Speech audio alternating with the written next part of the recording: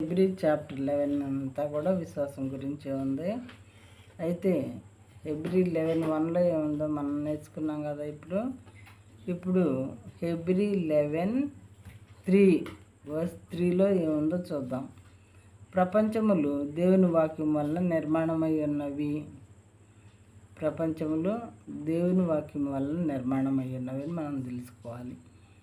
ఒక ప్రపంచం కాదు, ప్రపంచములు అంటున్నాడు ఇక్కడ. ఆకాశం కాదు, ఆకాశములు అని ఏ విధంగా అయితే మరి అడ్రస్ చేయబడిందో ఆ రకంగా అన్నమాట.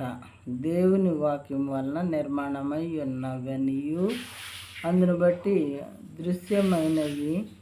దృశ్యమైనది కనబడే పదార్థములచే నిర్మింపబడలేదనియు విశ్వాసం చేత గ్రహించుకొనుచున్నాము. చాలా ఉంది వాక్యం, జాగ్రత్తగా వినండి.